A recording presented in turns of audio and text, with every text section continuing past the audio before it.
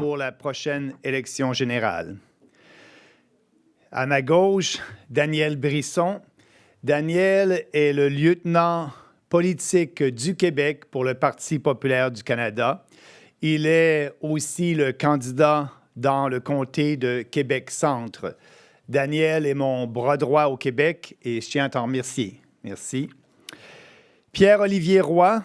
Pierre-Olivier, candidat dans Lévis-Lobinière, va être prêt pour faire la bataille et se battre pour défendre nos idées dans ce comté. Merci. Simon Frenette. Simon. Ah, parfait. Simon Portneuf-Jacques-Cartier. Comme vous le savez, nous avons des candidats partout dans tous les comtés du Québec et Simon fait partie de notre équipe. Merci, Simon. Mario Fréchette, Bellechasse, Lévis-Etchemin, merci. Mario est avec nous et je suis bien content parce qu'on a des candidats qui sont prêts, comme Mario, à faire ce qu'on doit faire pour regagner notre pays. Merci, Mario. Vatana Mahone, Louis Hébert, ici. Merci d'être avec nous.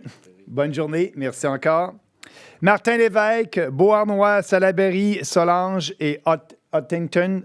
J'étais avec toi justement récemment. Merci. Merci d'être avec nous. Marek Spasek, Mégantic, l'érable. Merci, Marek. Et enfin, nous avons avec nous Christian Roy. Christian qui est l'agent officiel du Parti populaire du Canada, qui est aussi le président de l'Association de comtés du Parti populaire en Beauce et qui est, très important, mon directeur de campagne pour la prochaine élection générale en Beauce. Merci, Christian. Merci à vous tous. Merci bien.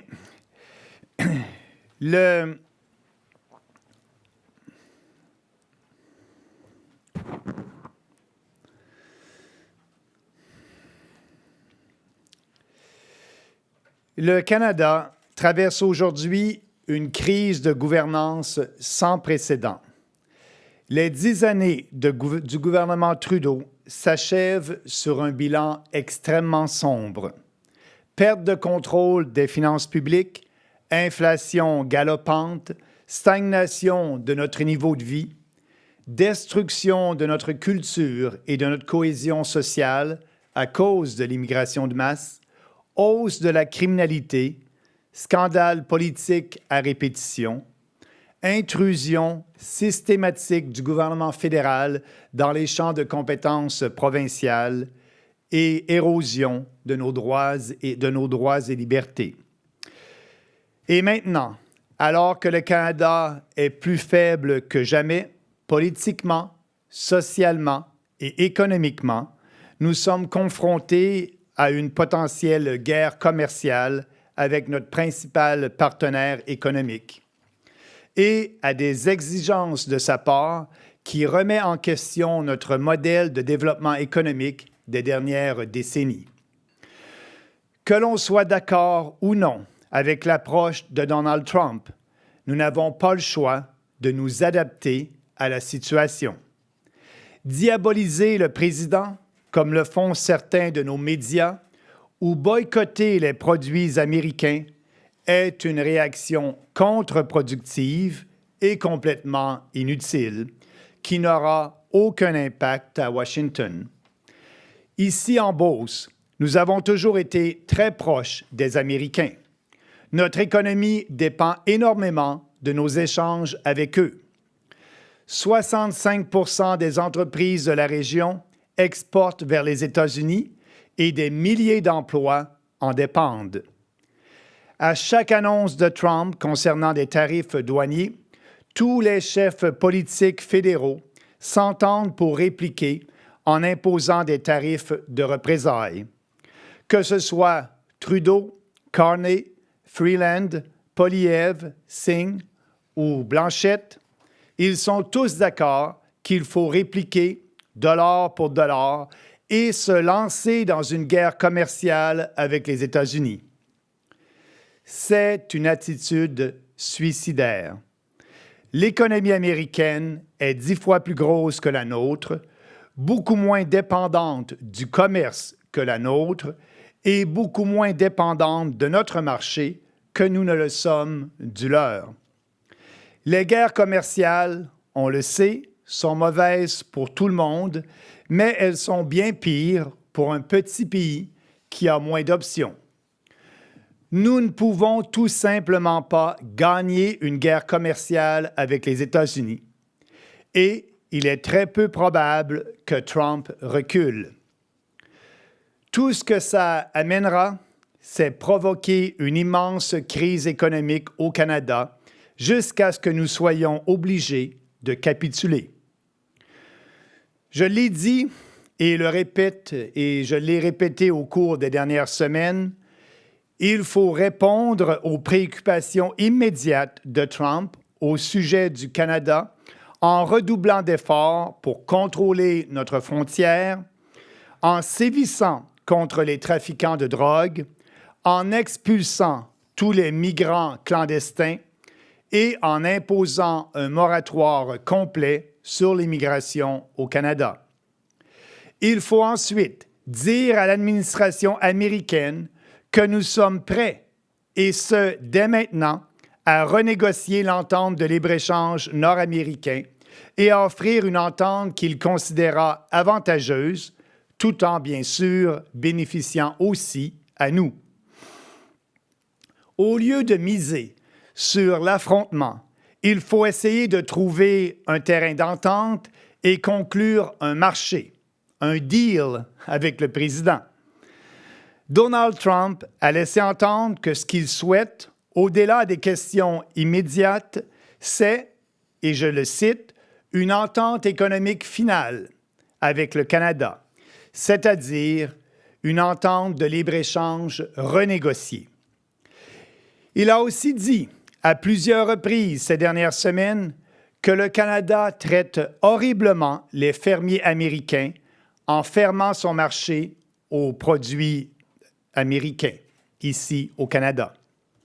Son secrétaire au commerce, Howard Lutnick, a dit la même chose.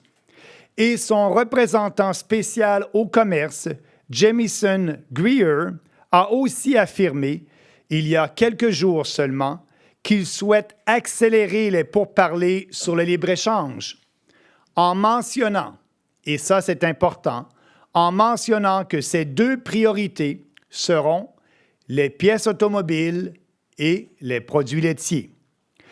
Je le répète, les pièces automobiles et les produits laitiers. Il faut arrêter de se mettre la tête dans le sable. La gestion de l'offre est l'une des deux questions les plus litigieuses pour les Américains en ce qui concerne nos relations commerciales avec eux. On l'a vu, Donald Trump semble déterminé à prendre tous les moyens et adopter toutes les mesures nécessaires pour arriver à ses fins. Ma prise de position en faveur de l'abolition de la gestion de l'offre durant la course à la chefferie du Parti conservateur du Canada a suscité une énorme controverse en Beauce et partout au pays. Elle m'a coûté la victoire durant cette course. Elle a contribué à ma défaite ici, aux élections générales de 2019 et 2021. Et pourtant, et oui, et pourtant, le temps m'a donné raison. Aujourd'hui, je tends la main aux producteurs laitiers et je leur offre de travailler ensemble pour que nous fassions cette réforme dans l'intérêt de tous. D'abord, dans l'intérêt des familles canadiennes qui sont obligées de payer des centaines de dollars par année de plus que ce qu'ils devraient payer pour des produits laitiers à cause de ce système qui entraîne aussi un gaspillage énorme. Ensuite, dans l'intérêt des producteurs laitiers eux-mêmes qui sont pris dans un système inefficace qui ne leur permet pas d'innover et d'exporter leurs produits. Ceux qui prétendent que la gestion de l'offre est essentielle pour garder en vie les fermes familiales laitières se racontent des histoires. Depuis le début des années 70, quand la gestion de l'offre a été mise en place, le nombre de fermes laitières au Canada est passé d'environ 140 000 à environ 10 000 aujourd'hui. Plus de 90 % sont disparus. Les prix exorbitants des quotas font en sorte qu'il est impossible pour des jeunes entrepreneurs fermiers de se partir une ferme laitière.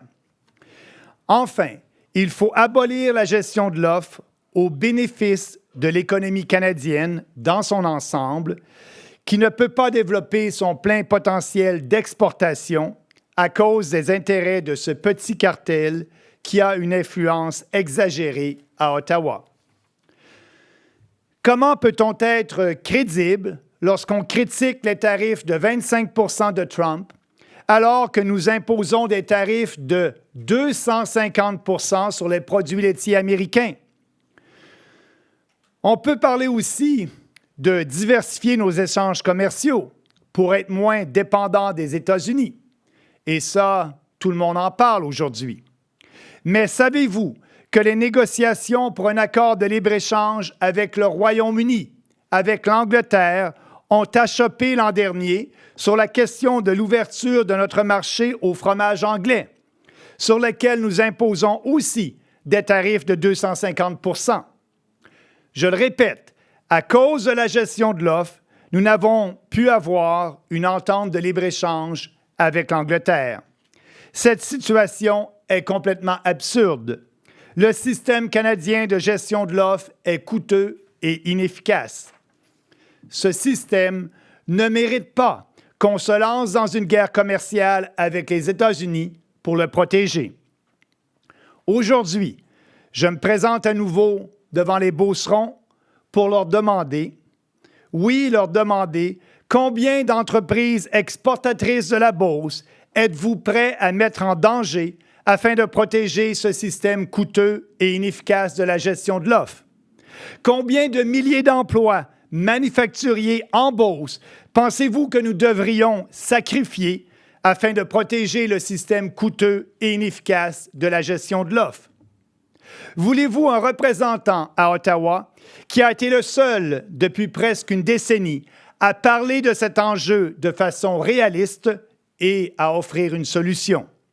Quelqu'un qui a l'expérience d'avoir été ministre des Affaires étrangères, qui va défendre les intérêts de l'ensemble des Beaucerons et des Canadiens à la Chambre des communes. Quelqu'un qui va se battre aussi pour que les producteurs laitiers, et je le répète, pour que les producteurs laitiers soient justement compensés lorsque nous conclurons une entente avec Trump. Ou bien, voulez-vous, dans ces circonstances aussi critiques pour notre avenir, avoir un député directement issu du secteur laitier qui défend uniquement ses propres intérêts personnels et ceux du cartel au détriment de l'économie beauceronne? Je suis la personne la mieux placée pour représenter les Beaucerons durant cette crise. Les Beaucerons savent aussi que j'ai été un député exemplaire, visible, disponible et accessible pendant les 13 ans où je les ai représentés à Ottawa. Ils peuvent non seulement élire un bon député, mais le chef d'un parti politique national qui offre des points de vue et des solutions originales et qui a eu une influence considérable sur les débats politiques canadiens ces dernières années. J'ai été le premier, et oui, le premier chef politique national à oser parler des impacts négatifs de l'immigration de masse en 2018. Aujourd'hui, la majorité est d'accord avec moi. J'ai été le premier chef politique national à oser parler des folies de l'idéologie du genre et du wokisme. Aujourd'hui, la majorité est d'accord avec moi. J'ai offert des points de vue différents de tous les autres chefs fédéraux sur la guerre en Ukraine, les confinements durant la COVID, les intrusions du fédéral dans les champs de compétences des provinces et bien d'autres questions. Les Beaucerons n'ont jamais été des suiveux. Ils ont aujourd'hui l'occasion d'envoyer une voix différente à Ottawa. La Beauce a toujours été dans mon cœur, malgré mes 2 dernières défaites crève-cœur. C'est en Beauce que j'ai grandi, C'est là où habitent toujours mes parents et plusieurs amis et connaissances. Ce sont les Beaucerons qui me connaissent le mieux. Ce sont eux que j'ai représentés fièrement pendant 13 ans. Et c'est pourquoi je leur demande à nouveau aujourd'hui de m'appuyer lors de la prochaine campagne électorale fédérale. Merci.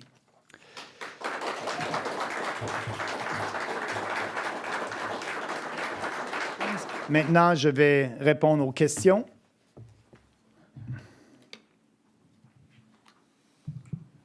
Bonjour, M. Bernier.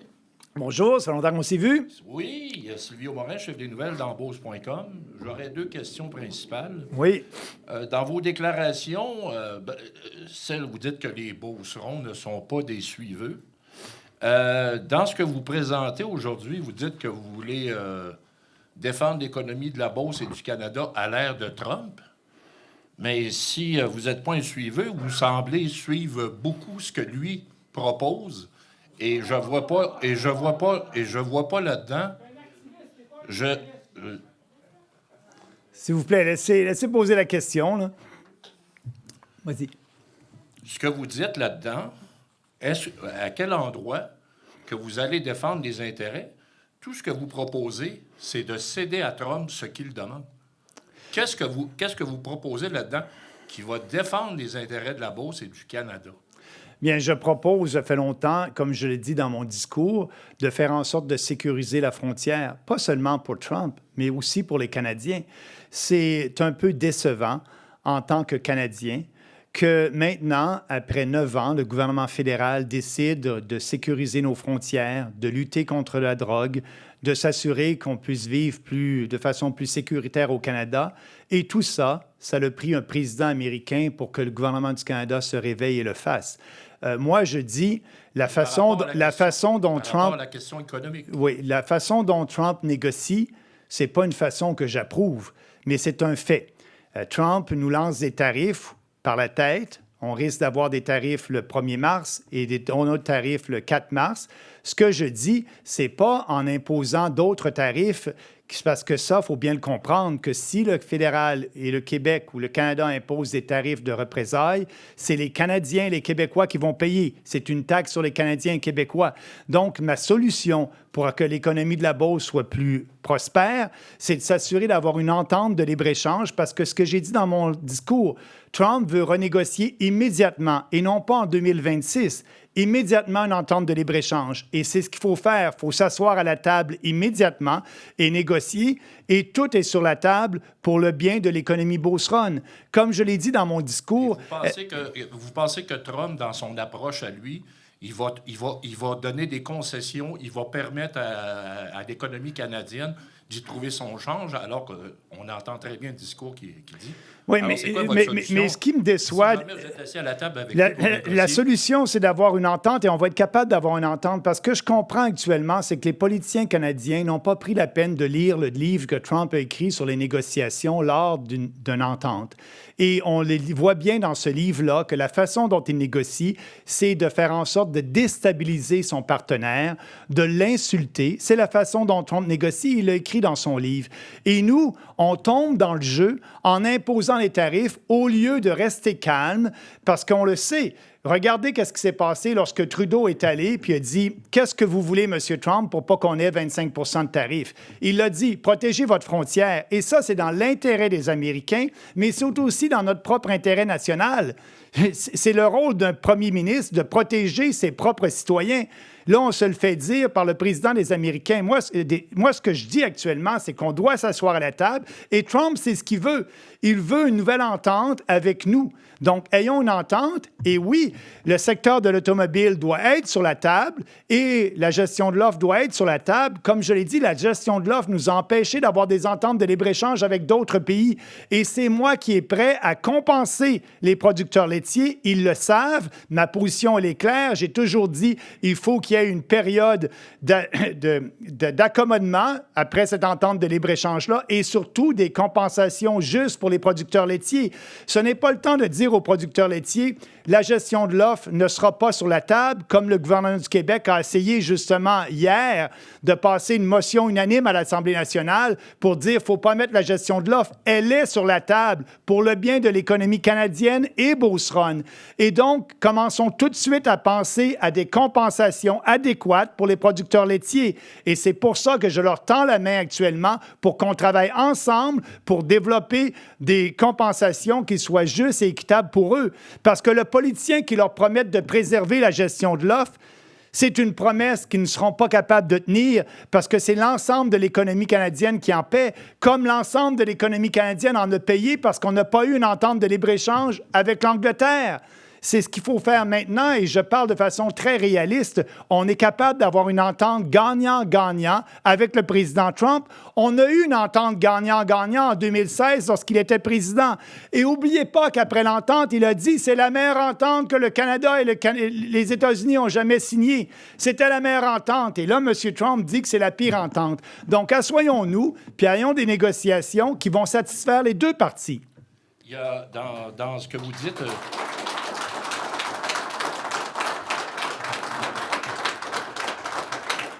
La production laitière dans la Beauce, c'est important, mais ce que je ne vois pas là-dedans, c'est toutes les entreprises manufacturières de la Beauce. Qu'est-ce que vous proposez là-dessus? Mais je le dis. En dehors de la gestion, non, je le dis dans le gestion discours. de l'offre. Ce que je dis, oui, la solution est là. Ce que je dis aux entreprises de la Beauce, 65 de ces entreprises de la Beauce exportent aux États-Unis. Et il y a certains entrepreneurs beaucerons qui disent aujourd'hui à leurs employés, si on n'a pas d'entente, il va y avoir des pertes d'emplois et qui disent à leurs employés, pour m'assurer d'avoir accès au marché américain, je risque de délocaliser ma production et l'amener aux États-Unis. Il y a des gens... En attendant que l'entente soit réglée avec M. Trump, elle va imposer des tarifs de 25 qu'est-ce qu'on fait? Si on s'assoit à la table, écoutez, si on s'assoit à la table et on négocie, on va avoir une entente. Et c'est ce que les entreprises beauceronnes veulent, c'est ce que je leur offre, une position réaliste. Regardez la position... C'est une entente précipitée. Là, elle n'est pas précipitée, on a le temps de le faire. Regardez la position de M. Trump met l'épée de Damoclès quand même. Oui, mais on est capable de négocier. Il nous a donné un mois là, pour régler nos frontières. Il veut voir si on est sérieux, si on vraiment sécurise nos frontières, qu'on lui montre qu'on est sérieux. Et c'est ce que le gouvernement canadien s'apprête à faire. Mais là, on a M. Legault au Québec qui dit à nos entreprises exportatrices d'aluminium et d'acier, et on sait ici qu'en Beauce, qu'on a Canam qui produit de l'acier, M. Legault, il demandait à M. Dutil s'il est d'accord avec ça. M. Legault dit qu'on devrait imposer des tarifs de 25 à l'exportation de notre acier Beauceron aux États-Unis. Qu'est-ce que ça va faire, ça? C'est de ne pas connaître la logique économique. Les seuls produits d'acier qui vont être non compétitifs sur le marché américain, ça va être les produits de Canam-Manac. Actuellement, l'imposition de 25 des tarifs sur l'acier est la même chose pour tous les pays. Donc, Canam-Manac et tous les autres producteurs d'acier au monde vont être compétitifs. Il n'y en a pas un qui va avoir un prix plus bas. Ça s'applique à tout le monde. Donc, ce que je dis, c'est qui va payer ces tarifs-là de 25 sur l'aluminium et le fer? Bien, c'est les Américains. Mais la solution de M. Legault de réimposer les tarifs, ça va nulle part. Ça va à l'encontre des intérêts des entreprises beauceronnes et de Canam-Manac. Ça va à l'encontre de tout le monde d'imposer des tarifs aux Canadiens, à nos entreprises et faire des mesures de représailles. Merci, M. Bernier. Merci.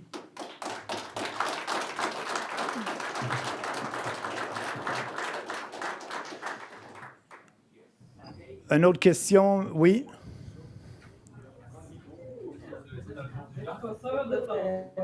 J'ai mis bien des mots pour midi.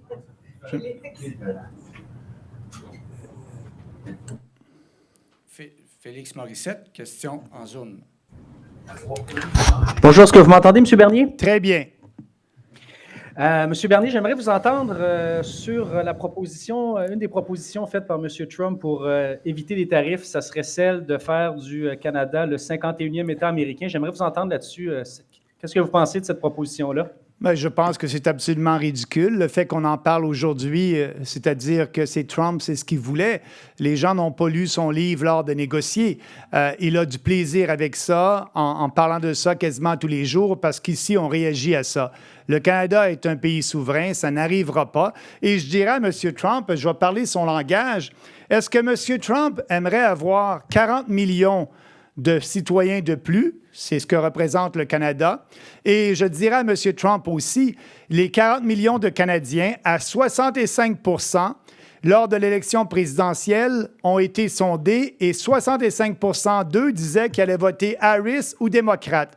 Est-ce que M. Trump veut avoir une nouvelle Californie aux États-Unis qui va voter contre lui de façon régulière et aussi qui va changer le terrain politique américain?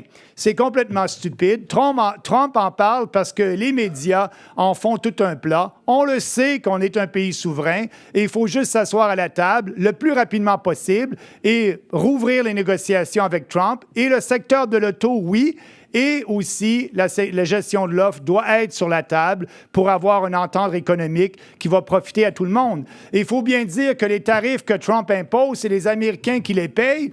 Et s'il finit par imposer ces tarifs-là, M. Trump, qui a lutté contre l'inflation durant sa course au leadership, qui voulait faire en sorte que les Américains puissent n'en avoir plus avec leur chèque de paye et payer moins d'inflation, bien, il sait bien que des tarifs de 25 vont créer une augmentation des prix aux États-Unis. Et s'il les impose, je crois qu'ils ne seront pas imposés bien longtemps. Mais pour éviter qu'il les impose, il faut réouvrir dès maintenant et s'asseoir dès maintenant, comme son secrétaire au commerce le dit, comme les gens le disent aux États-Unis, ils veulent une nouvelle entente et on est prêt à avoir une nouvelle entente et ça va être bénéfique pour les Canadiens, les Québécois, les Beaucerons et les Américains.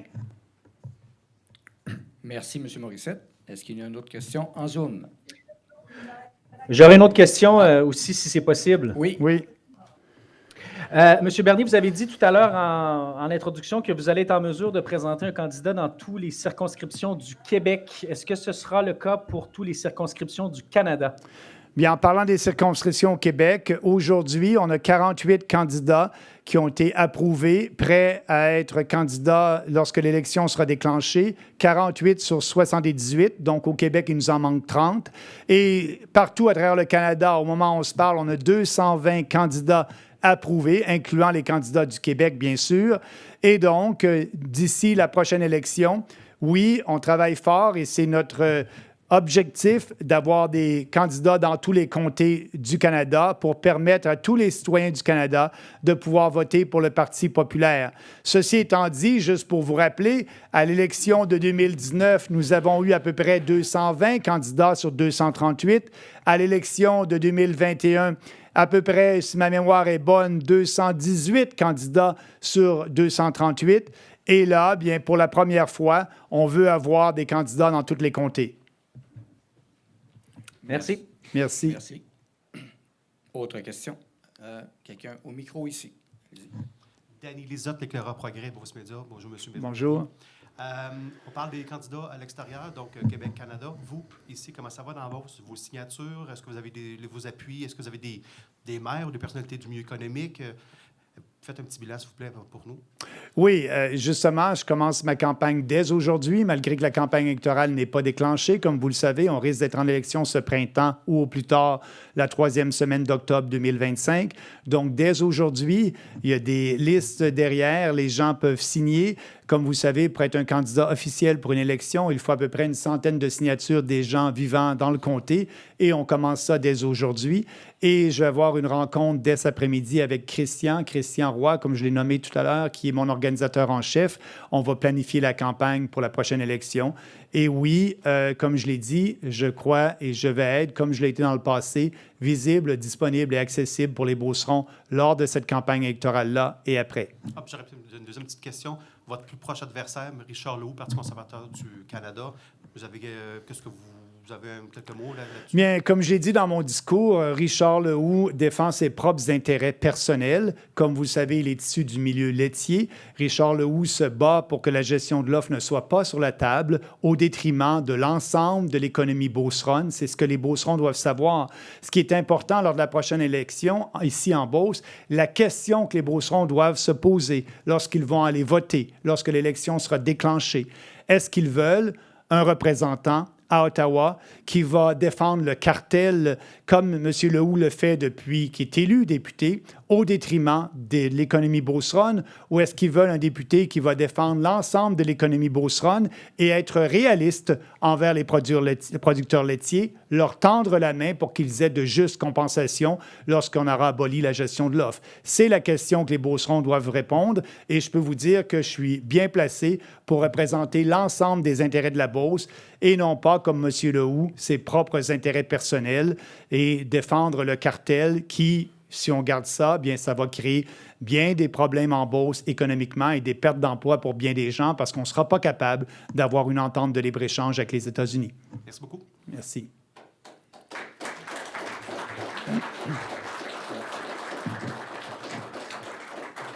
Est-ce qu'il y a d'autres questions via le Zoom?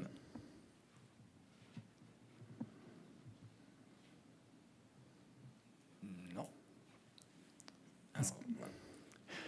Bon, mais merci. Merci tout le monde d'être venu. Et pour les journalistes, si vous avez d'autres questions, vous voulez des entrevues personnelles, je resterai disponible. Merci bien. Bonne journée. À plus tard.